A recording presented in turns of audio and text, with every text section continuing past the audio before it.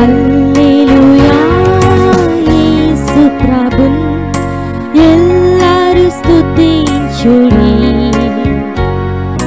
వల్లభుని చర్యలను తిలకించి స్తుతించుడి. Praise the Lord. దేవునికి స్తోత్రము కలుగును గాక. ఉదయ కాలంలో చేరువచ్చిన ప్రియులందరికీ కూడా మహోన్నతుడు, అద్వితీయుడు, అసమానుడు, సర్వోన్నతుడు, మానవ నిర్మాణకుడు, పాప విమోచకుడు, మానవ రక్షణార్థమై శిలువకెక్కి చనిపోయి సమాధి చేయబడి తిరిగి లేచిన ప్రభువైన యేసుక్రీస్తు వారి నామములో అందరికీ కూడా వందనాలు తెలియచేస్తూ ఉన్నాను. ప్రియులారా, దేవుని వాక్యములో సామెతల గ్రంథం 4వ అధ్యాయము 14, 15, 16, 17 వచనాలు చదువుతాం. భక్తిహీనుల త్రోవను చేరకము, దుష్టుల మార్గమున నడవకము, దాని యందు ప్రవేశింపక తప్పించుకొని తిరుగుము, దాని నుండి తొలగి సాగిపోము. అట్టివారు కీడు చేయనిది నిద్రింపరు, ఎదుటి వారిని పడద్రోయినది వారికి నిద్ర రాదు. కీడు చేత దొరికిన దాన్ని వారు భుజించరు, బలత్కారము చేత దొరికిన ద్రాక్షారసమును త్రాగుదురు. దేవుని లేఖనముల్లో ఈ 4 వచనాలు కూడా 2 వ్యక్తులకు రాయబడ్డాయి. ఒకటి భక్తిహీనుడు, 2 దుష్టుడు. ఈ మాటల గురించి దేవుని వాక్యములో ప్రారంభంలోనే ప్రభువు మాట్లాడారు. అందుకే కీర్తన గ్రంథం 1వ అధ్యాయం 1వ వచనం చదువుతుంటే, దుష్టుల ఆలోచన చొప్పున నడవక,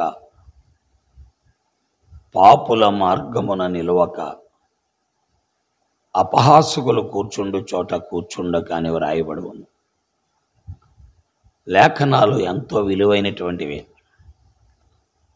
ఏదో దేవుని వాక్యాన్ని అలవాటు ప్రకారం చదువుతుంటే మనం మేలు అనుభవించలేం. అది యోచనతో చదివితేనే అనుభవించగలం.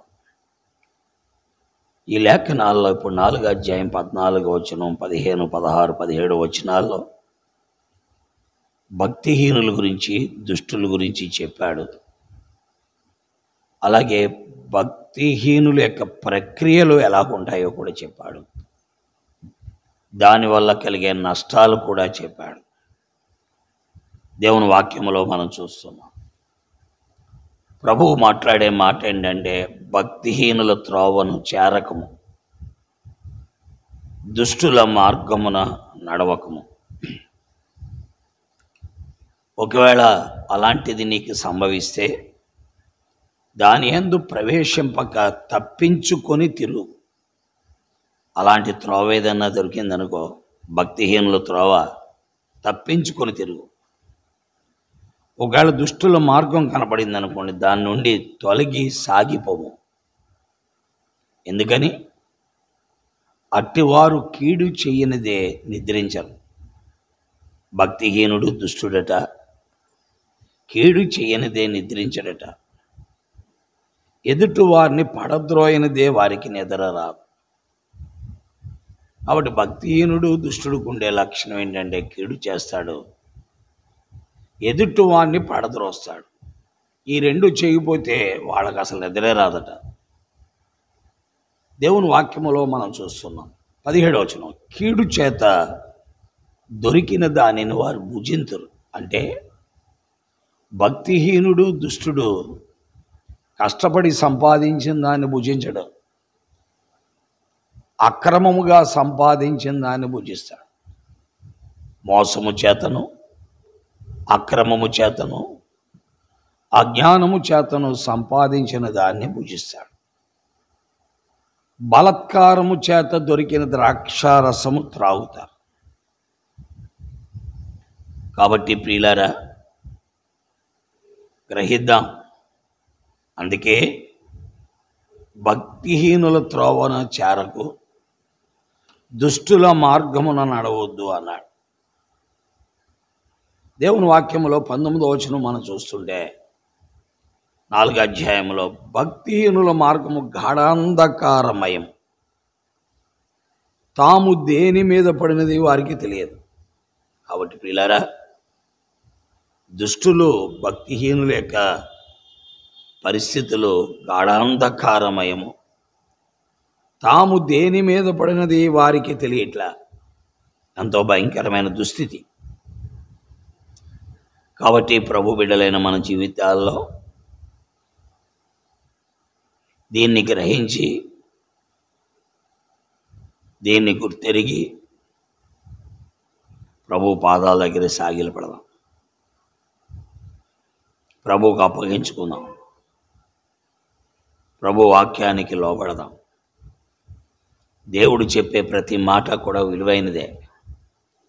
ప్రభువైన యేసుక్రీస్తు వారి లోకంలోకి వచ్చింది ఎందుకంటే మానవ జాతిని భక్తిహీనుల త్రోవ నుండి విడుదల చేయటానికి, దుష్టుల మార్గము నుండి బయటికి తేవడానికే ఆ క్రీస్తు ప్రభువు సిలువకెక్కారు. సిలువలో శిక్ష అనుభవించి రక్తము చిందించి చనిపోయి సమాధి చేయబడి 3వ దినాన లేచారు. ఎవరు ఆయన్ని వెంబడిస్తారో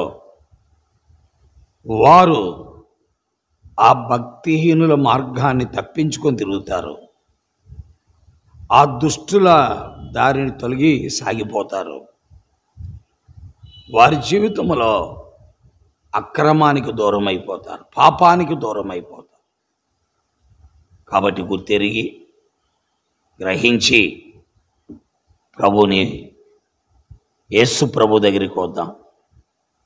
ఆ యేసుక్రీస్తు ప్రభు ఒక భక్తిహీనుణ్ణి భక్తుడిగాను, ఒక దుష్టుణ్ణి ఎంతో శ్రేష్టమైన వాడుగాను మార్చగలిగిన వాడు క్రీస్తు ప్రభు.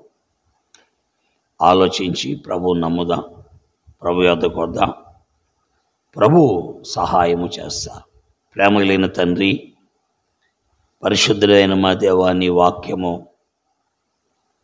ప్రజల మధ్యలో నీ ఆత్మ ద్వారా గ్రహింపులోనికి తెచ్చి ఎంత శ్రేష్టమైన మాటలు లేఖనాల్లో పొందుపరచబడ్డాయో గ్రహించి నిన్ను, నీ వాక్యమును ప్రేమించినట్లు ప్రజలకు సహాయం చేయండి. వాక్యమును ముద్రించండి, మహిమ పొందండి. యేసుక్రీస్తు వారి దివ్య నామములో ప్రార్థిస్తున్నాను తండ్రి, ఆమేన్. రైజులాడండి. దేవుడు మిమ్మల్ని దీవించి ఆశీర్వదించునుగాక. చంద్రులారాయిలా దేవుని స్తుతించుడి,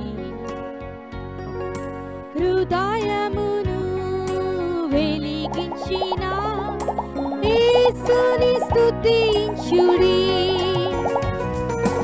అగ్నివాడా